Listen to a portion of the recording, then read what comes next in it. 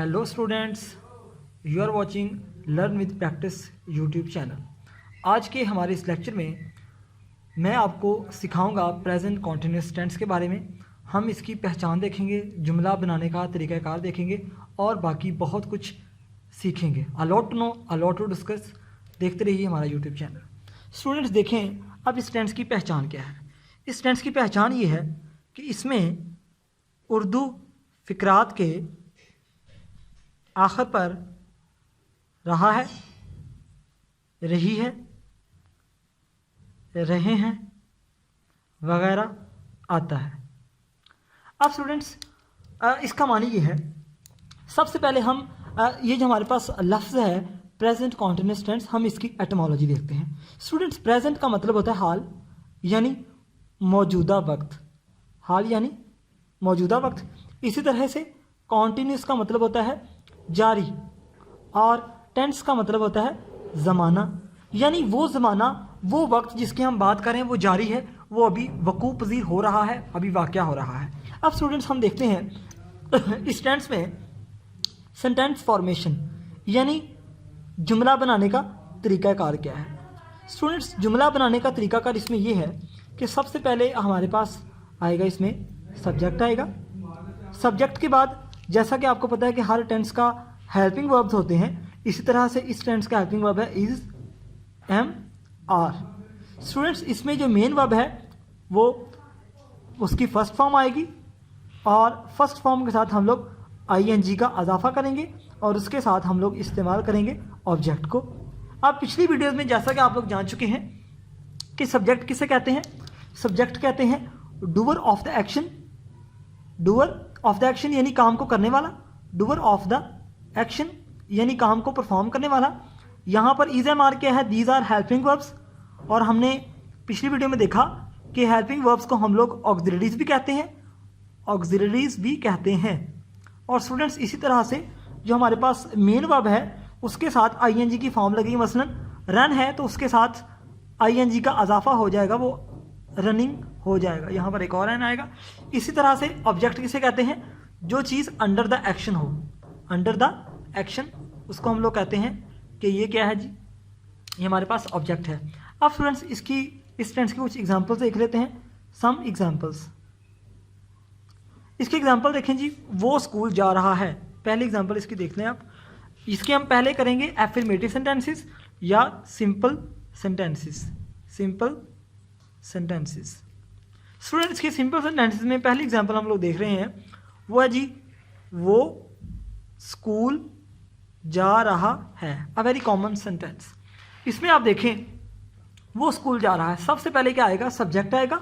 यहाँ पर सब्जेक्ट वो है और उसके बाद क्या आएगा, इज़ एम आर आएगा। अब स्टूडेंट्स यहाँ पर बात इंपॉर्टेंट है कि इज़ एम आर कहाँ पर कैसे हमने इस्तेमाल करना है। स्टूडेंट्स अगर तो हमारे पास आई है तो उसके साथ हम लोग एम का इस्तेमाल करेंगे।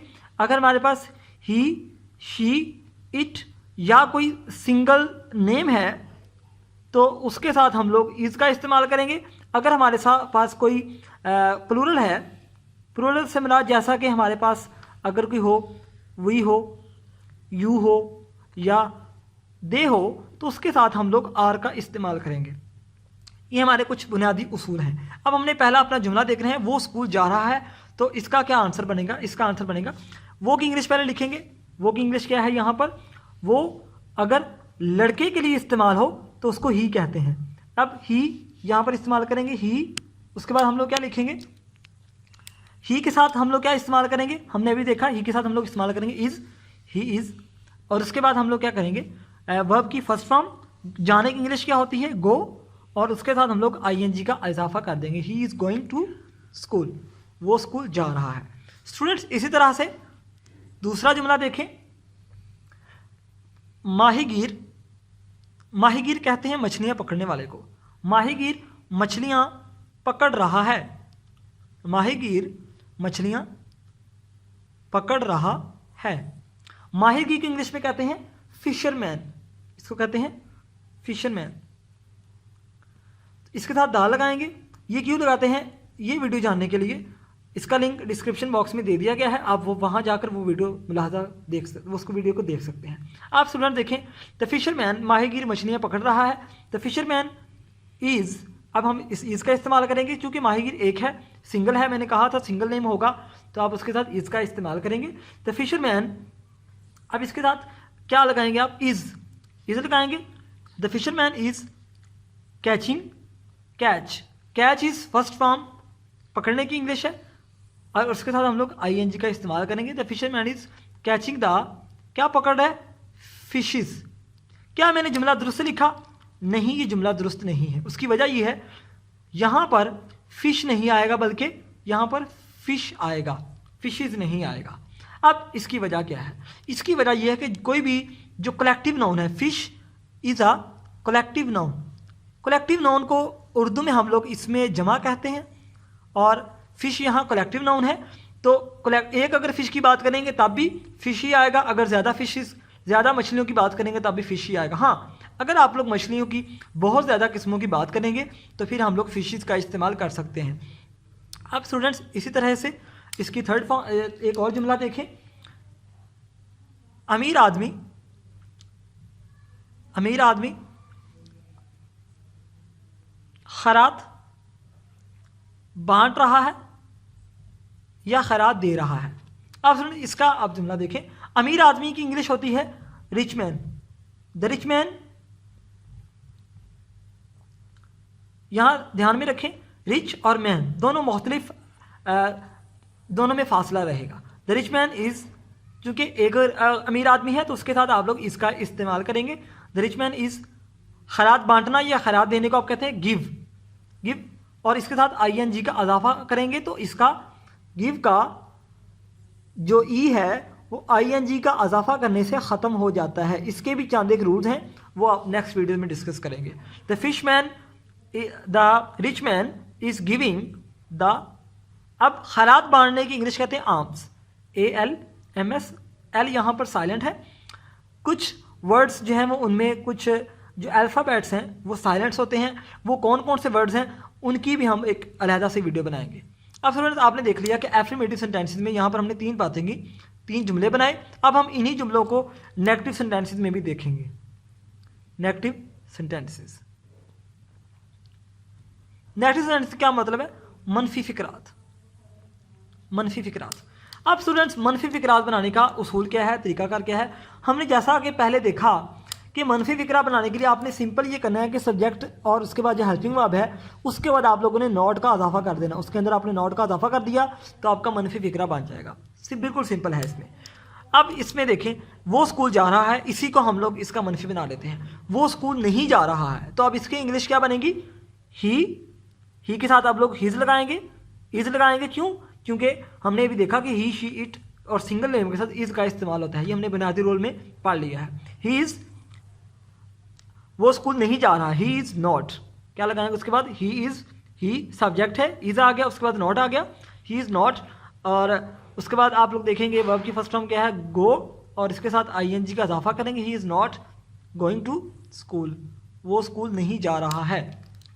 अब स्टूडेंट इसी तरह से दूसरा क्वेश्चन, दूसरा हमारा जो जुमला है वो क्या है? माहीगीर मछलियाँ नहीं पकड़ रहे हैं, यानी सिंपल इसमें आप लोग यहाँ नॉट लगा दोगे तो वो बन जाएगा। अब देखें, द फिशरमैन इज, यहाँ पर आप नॉट लगाओगे तो आपका ये मनफी जुमला बन जाएगा। द माहीगीर मछलियाँ नहीं पकड़ रहे हैं, the fisherman is not catching the fish. यहाँ मैंने आपको बताया था कि फिशरमैन जो है वो यहाँ पे सेपरेट होंगे, ये नोट करने गलती से लिखा गया है।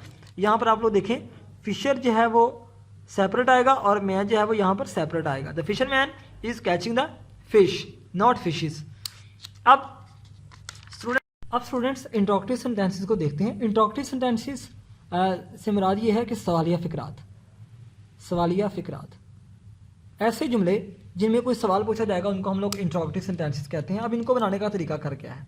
इसमें स्टूडेंट्स जो सिंपल, आपको मैंने कल भी बताया था कि हमारे पास जो सवालिया फ़िक्रे हैं वो 2 तरह के होते हैं। एक होते हैं बड़े सवालिया फ़िक्रे जो W से, यानी W वाले जो लफ्ज़ हैं, मसलन वाई, वेयर, और इसके अलावा क्यों, कब, कैसे और कहाँ, हाउ, जो कैसे, क्यों, और इस तरह से व्हेन। अब इनसे जो सवाल शुरू होते हैं, यानी जिनका जवाब आपको तवील देना पड़े, वो होते हैं बड़े सवालिया फ़िक्रे, और जिसमें आप सिंपल, जिसका आप जवाब यस और नो में दे सकें, वो होते हैं छोटे सवालिया फ़िक्रे। अब स्टूडेंट्स हम देखते हैं यहाँ पर दोनों का उसूल क्या है। अगर तो आपके पास बड़ा सवालिया फ़िक्र है तो आप शुरू में लगाएंगे डब्ल्यू वाला या एच वाला। डब्ल्यू में क्या क्या आता है वो मैंने आपको ऑलरेडी बता दिया है कि वेयर, वाई, व्हेन और हाउ, ये वाला, और एच में हाउ। इस तरह से स्टूडेंट्स इसके बाद हम लोग क्या करेंगे, हेल्पिंग वर्ब्स इज, एम या आर लगा देंगे, और इसके बाद हम लोग क्या करेंगे, इसमें सब्जेक्ट,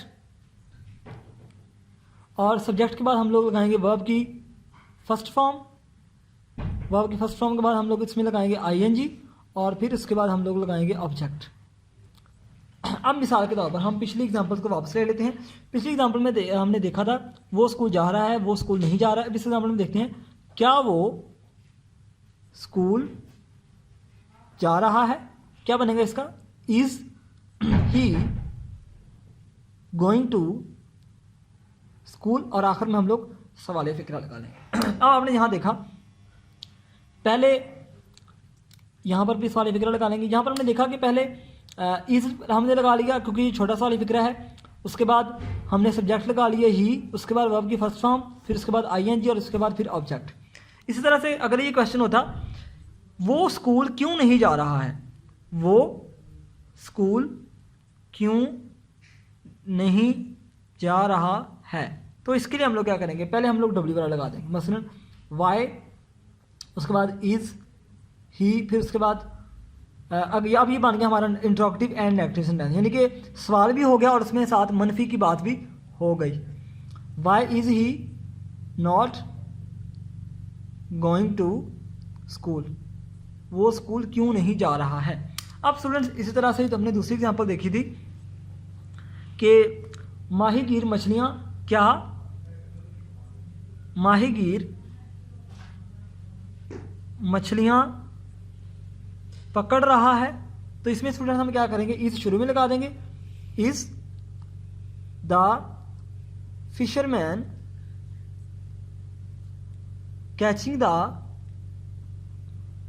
फिश, क्या माहीगीर मछलियां पकड़ रहा है। अगर हम लोग ये कहें कि माहीगीर मछलियां कैसे पकड़ रहा है, तो फिर हम क्या कहेंगे, माहीगीर, तो माहीगीर मछलियां कैसे पकड़ रहा है, तो इसके लिए हम लोग क्या कहेंगे, how the fisherman is catching the fish, और इसके साथ ही आप इसके आखिर में सवालिया निशान लगा देंगे। स्टूडेंट्स ये तो हमारे थे सिंपल इंट्रोगेटिव सेंटेंसेस। अब हम देखते हैं negative and interrogative sentences, negative and interrogative sentences. Students मैंने आपको जिस तरह पहले बताया कि नेगेटिव एंड इंट्रोगेटिव हम उन फिक्रात को कहते हैं जिनमें ना भी हो और सवाल भी हो। मसलन जिस तरह आपको यहाँ बताया, क्या माहीगीर क्या वो स्कूल क्यों नहीं जा रहा है, यानी हमने इसमें सवाल भी कर दिया और साथ मनफी की हमने हालत भी पैदा कर दी। इस तरह से हम एग्जांपल देखते हैं, अमीर आदमी गरीबों को खैरात क्यों नहीं दे रहा है, क्यों नहीं दे रहा है। Why the rich man is not giving arms, why is आना था यहाँ पर, sorry, why is the rich man not giving arms to the poor.